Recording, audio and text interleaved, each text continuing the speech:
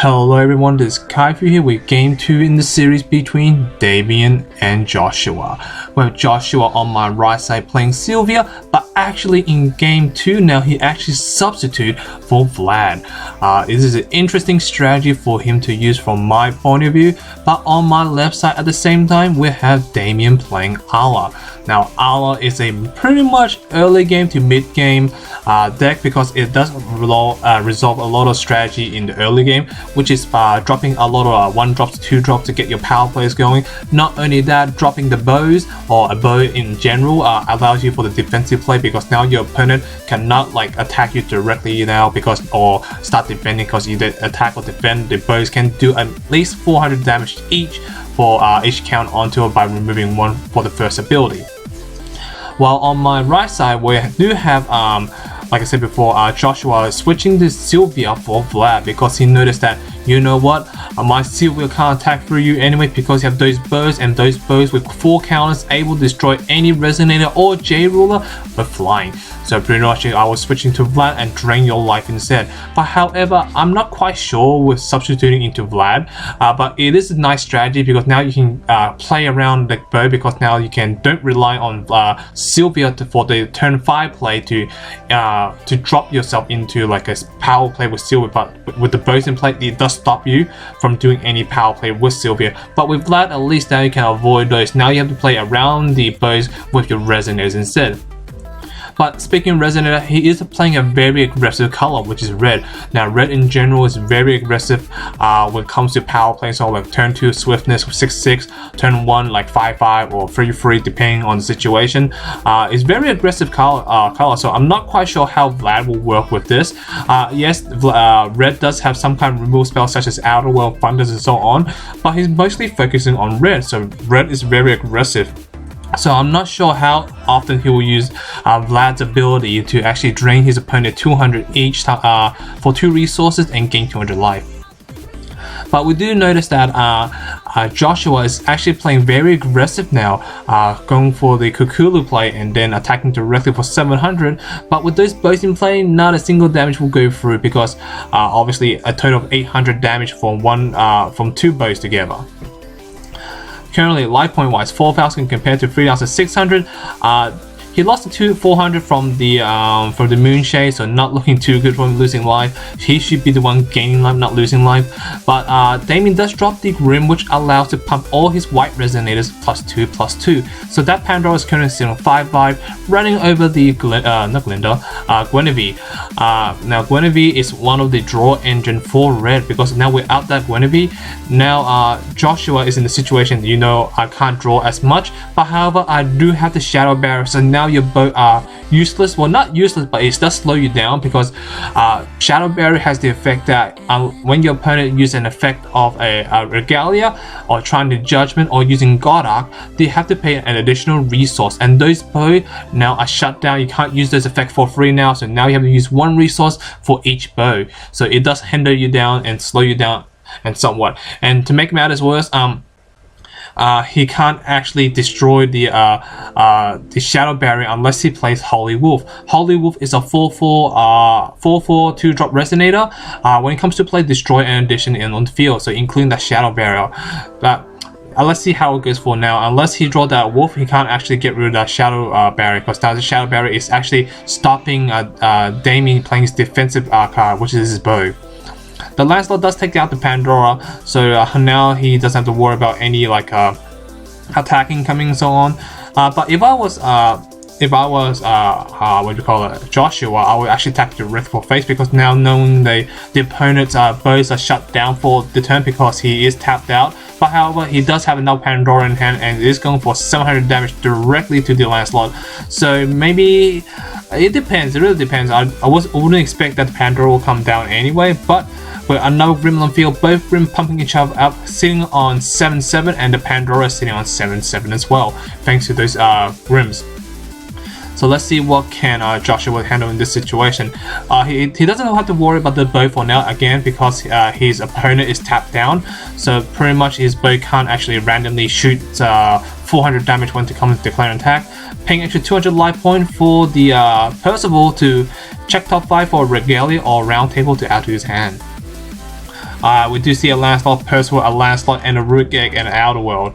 Adding the Lancelot in hand for the extra push he needs to if he really wants to.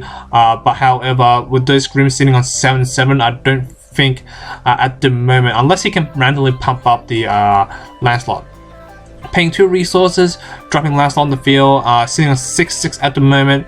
Checking his graveyard, does he have a Necromancy? If he does, yeah, he actually does have a Necromancy. Oh wow, I didn't see that actually. Necromancy allows you to pump a Resonator or actually add it onto a Resonator and gains the additional attack of 200 attack and defense. In comes the Hector, pumping up the Lancelot, putting a 12/8 on the field. Now, not only is powerful and obviously the bows are shut down, it can also burn 700 damage directly to a single Resonator. So those Grims on the field will not last very long, sitting on 12/8 at the moment, and obviously as soon as it launches attack, it will burn the non-rested Resonator, which is the Grim. So what he's actually doing and running into the other Grim instead, because he knows that the Grim are the source of the power, but if those Grims are gone, the deck is pretty much harmless. Now in comes the block with the Pandora, because obviously Damian actually wants the Grims on the field. Without the Grims, he actually doesn't have a lot of oomph in his deck, so he actually needs those Grims to be alive. Currently, life point wise, 4,000 compared to 3,200. 2 bows being shut down by Shadow Barrier and a Grim, compared to a Shadow Barrier which is shutting down the bows with a Lancelot with a Necromancy under it, a Percival, and a Hector. At the moment, we haven't seen Joshua use the Vlad's ability, which is pay 2 resources to drain your opponent's 2 life and you gain 2 life at the same time. So at the moment, with Damian at full health, he doesn't have to worry too much, because again, with full health, he doesn't have to worry like all the aggressive plays. He can play it very safe and so on. And let's see what he does. I do see a sign to the future, so pretty much he can get rid of the field if he wants to. But however, the only difference is 2, not 3. Now for those who don't know, sign to the future is actually a instant, not instant, it's a chance standby card, can act as an instant spell. What it actually does is that when you activate it, the trigger will only happen when your opponent controls 3 or more residents than you. So obviously the difference at the moment is only 2, so it won't activate. So if it was 3 or the 3 differences, what happened is that Damian able to choose 2 resident on the field and remove from the game, so which can remove the Lancelot and the Hector for less damage on the board. Passing his turn with 4 Magic Stone open, at least he has the bows to play with now, because now the bows can actually be active. Now he can actually use those bows for defensive plays if he really wants to. Let's see what can Joshua do now, because he knows that my opponent is untapped at the moment, so he might have a random instant spell, or he can use those Regal to shoot on my field. It would be nice if he actually have another Shadow Barrier, which will shut down the bows once more, slowing the opponent down dramatically. We're already at the 8-minute and 20-ish mark now, so let's see what can Joshua do in this situation. He does have a lot of Magic Stone open, so pretty much he can drain his opponent slowly one by one. But let's see what can Damian do now. Damian can actually respond with the bow, and also obviously let's see what he can do with the bows, if he actually gonna do or not. Lancelot attacking for 800 at the moment, directly for damage, and also obviously triggering, targeting the Grim.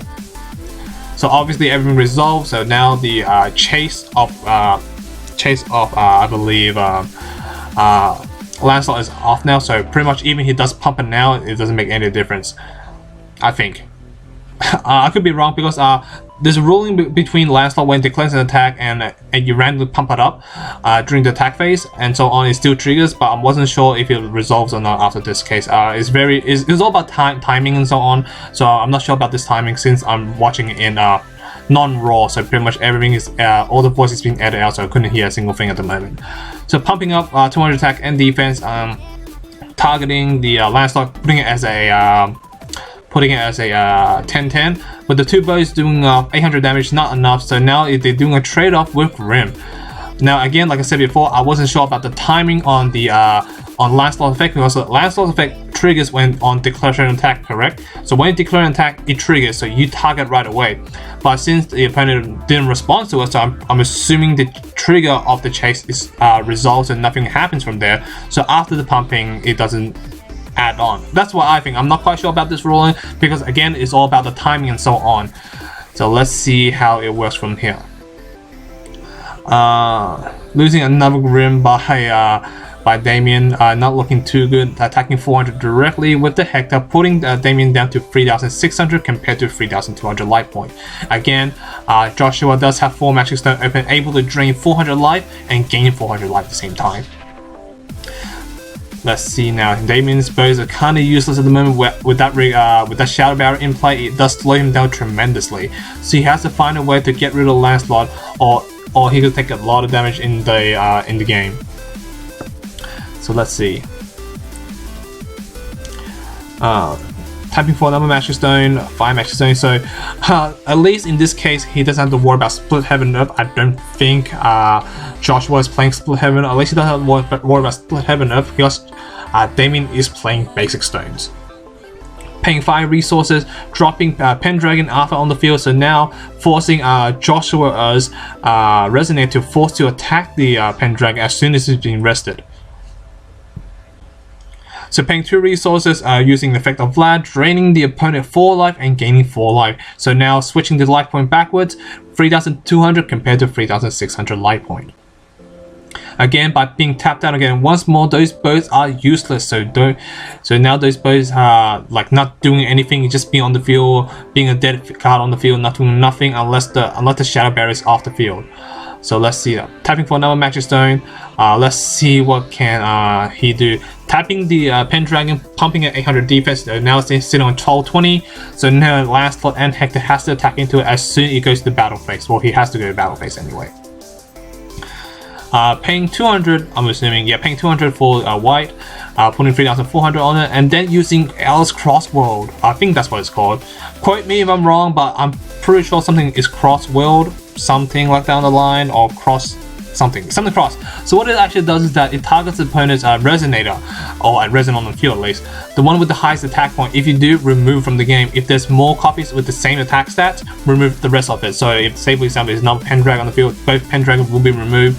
And Pendragon only prevents red and darkness spells and abilities targeting it, so it doesn't prevent white. So now putting a sticky situation for Damian, because he was not expecting the cross to come in because he sees red, he didn't see the white. Now the white comes in, can tremendously hurt him.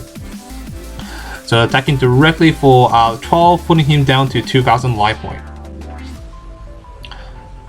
So let's see what can he do in this situation. With that Shadow Barrier in play, he can't freely use his bow, so now he has to take damage whether he likes it or not. So not looking too good. 2 for 6 matches don't open, so he can get a lot of crazy combo plays now. Well, hopefully, or at least putting like a Wyvern or something on the field to defend, because he has no way to stop those big resonators. Well, technically it's not that big, but still. Using Give Wings to give a Lancelot to +2/2 and fly. I'm not quite sure why, but he actually used it for Bedivere. Bedivere can only triggers or activates when it comes to play, remove a resonant from the game if it's 1,000 attack or more. And with that Necromancy pumping up by the Give Wings, putting as 1,000, removing from the game. It might cost him 1 card or 2 cards, but however, getting rid of that Lancelot is helpful. Now his opponent only has a Hector and nothing else. But however, in comes to Percival, checking top 5 for Regalia or a Round Table. Again, he has to be aware that his opponent has 4 Magic Stone open. Even if he doesn't activate Vlad's ability, he can actually randomly use a kill spell such as Outer Well, Stunning the Depth, and so on, and Thunder at the same time. So he has to be very careful what he picks, not chicks. I see a Pendragon and Percival. He's adding the Pendragon to the hand, surprisingly. I'm not sure about this, because if I was Damian, I would add the Percival instead, because Pendragon is good, don't get me wrong, but you're already down to 2,000 life. So all your opponents do is drain you a couple of times, like see how many he can drain you 4 life now, so which put you down to 16, and then next time he will drain you for 6, put you down to 1,000. So you have to be very, very cautious what you do. So putting Angel on the field, which does allow him to gain some more life, but however, using Vlad's ability of draining his opponent 4 more life and gaining 4 life at the same time. At the moment, life point wise, 1,600 compared to 3,600 life point, 3,800 life point.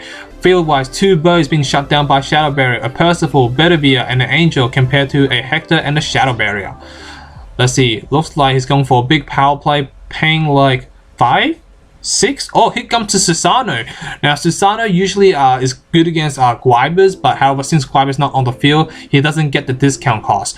But however, it does come into play with swiftness and piercing. Not only that, doing 1,200 damage, but not 1,200, 1,600 instead, because the fact that the Susano sword came attached with it with its ability.